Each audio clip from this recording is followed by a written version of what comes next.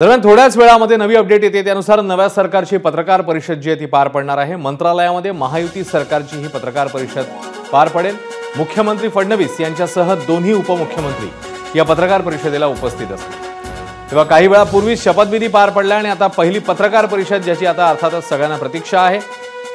मंत्रालयामधली ही live दृश्य शपथविधी नंतर आता पत्रकार परिषदेची तयारी करण्यात येते।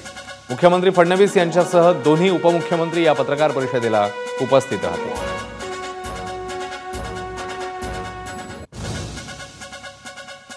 आझाद मैदानवर शपथविधी पार पडला आणि आता या तिन्ही नेतेगण मंत्रीगणांची मुख्यमंत्री दोन उपमुख्यमंत्री यांची प्रतीक्षा अर्थातच मंत्रालयामध्ये करण्यात येते। निलेश बुधावले अधिक अपडेट देतील। निलेश, काही वेळातच मुख्यमंत्री देवेंद्र फडणवीस या मंत्रालयामध्ये पोहोचतात। सुरुवातीला ते पत्रकार कक्षाला भेट देतील आणि त्यानंतर प्रामुख्याने ते मंत्रालयात कॅबिनेटसाठी दाखल होताना पाहायला मिळतील। 6व्या मजल्यावर कॅबिनेटचं आयोजन करण्यात आलेलं आहे आणि या कॅबिनेटमध्ये काही महत्त्वाचे निर्णय होत आहेत का हे पाहणं देखील महत्त्वाचं राहणार आहे। अश्विन, निलेश धन्यवाद या माहितीबद्दल।